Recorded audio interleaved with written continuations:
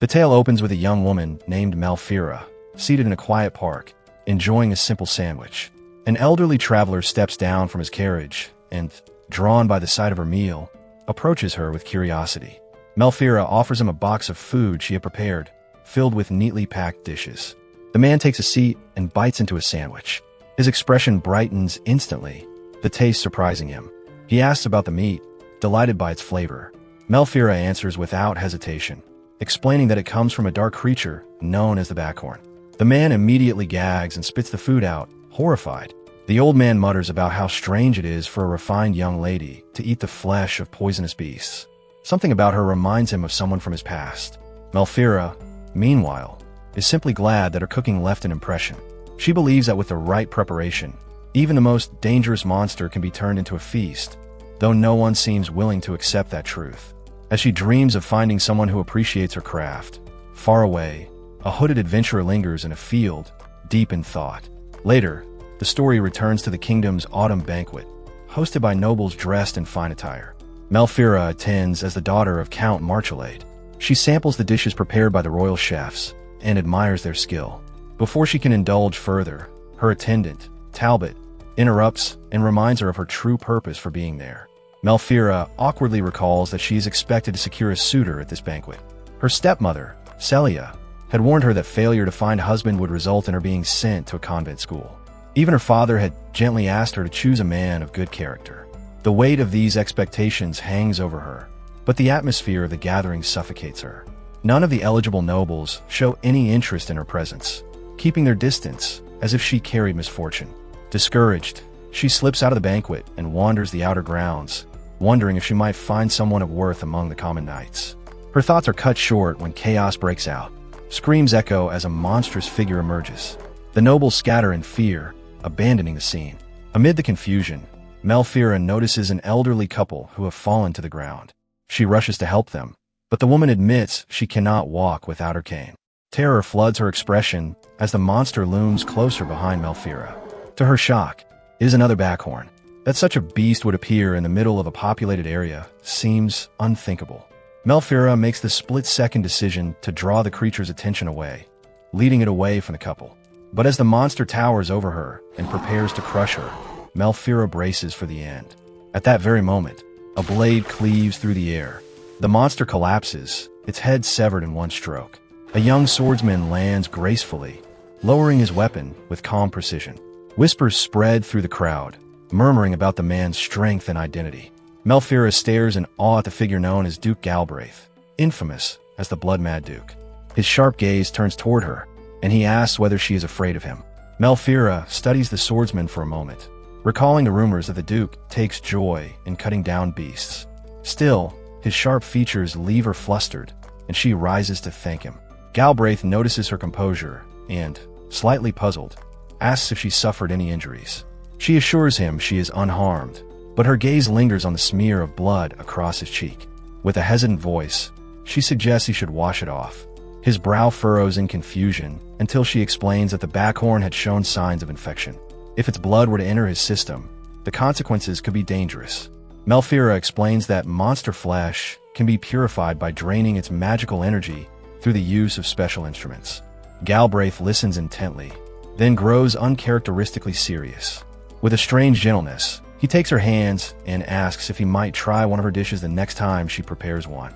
She wonders if she is imagining this moment, but steadies herself and asks if he can handle strong flavors and harsher toxins. He assures her that he can. Curious about her caution, Galbraith presses for details. She tells him that meat taken from corrupted beasts often carries venom strong enough to cripple anyone with a weak constitution. When it comes to untainted creatures, however, the flesh is little different from cattle and can be cooked in the usual ways. His eyes light up with boyish excitement at the thought of tasting such forbidden meals, and Malfira can't help but blush at his smile. She feels a warmth inside, thrilled to find someone willing to share her secret passion. Galbraith leads her toward his encampment, so she may change out of her bloodstained clothes. As they approach a large tent, his butler, Chaos, arrives and bows politely. Galbraith introduces her and instructs him to fetch new garments for their guest. With quiet efficiency, the servant departs. Inside, Galbraith pours water into a tub and suggests she wash while they wait. Malfira protests, insisting she is not so dirty. But he firmly urges her to accept his hospitality. Before she can argue further, he begins removing his own armor and clothing. Shocked, she turns away, but curiosity gets the better of her, and her eyes steal glances at his broad frame. Memories of watching knights spar without armor flash across her mind, and she finds herself admiring the Duke's sculpted build. He catches her comment of praise and admits, slightly embarrassed, that years of training keep him in shape.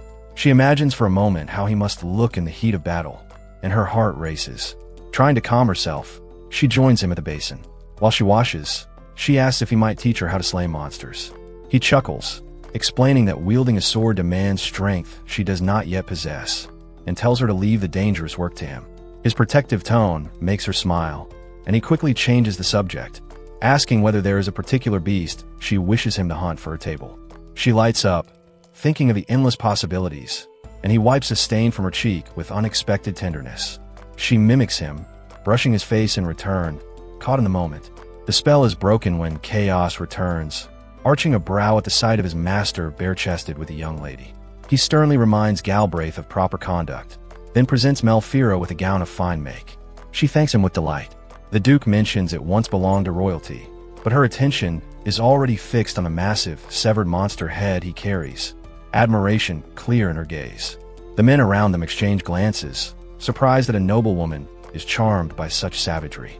Chaos muses silently that his master has found unexpected fortune in romance. Together, they escort Malfira back toward her carriage. She expresses her gratitude to both Duke and servant, thinking she may not see them again. Galbraith promises to bring her new varieties of meat on his next visit. She welcomes the idea wholeheartedly, her eyes gleaming. Before parting, he vows to capture a rare royal noodle for her. Her thoughts turn mischievous at the idea of tasting such a delicacy, but she advises him that the freshest flavor comes only from beasts taken alive. To her surprise, he agrees, intrigued by the challenge. As she climbs into her carriage, she hands him a small basket. When he opens it, he finds strips of jerky prepared from a creature called the scatspit, common in her father's lands. She explains that it is safe to eat. Galbraith tries a piece and enjoys it immediately. Chaos, alarmed, warns him against swallowing unknown monster flesh and urges him to spit it out. The Duke ignores him and continues chewing happily. Galbraith turns to Malfira with genuine excitement, eager for the other dishes she might create. Her heart nearly bursts at his acceptance. For so long she had been dismissed and mocked, forcing her to shield her passions behind a wall of silence. Tears stream down her cheeks as she kneels, overwhelmed that someone finally values her for who she is. The Duke grows concerned, but she insists she is only sad to leave. He nods with understanding, and they exchange farewells. As her carriage pulls away, he waves, reminding her of the promise she made. Malfira sits quietly inside, reflecting on the dull banquet she had dreaded. Against all odds, it had led her to someone who seemed to see her clearly. A part of her worries it might be a trick, that he is only playing along. But despite her doubts, hope blossoms in her chest as she looks forward to their next meeting. Well, that's the end of episode 1. Don't forget to like and subscribe to watch the next part. Green apples.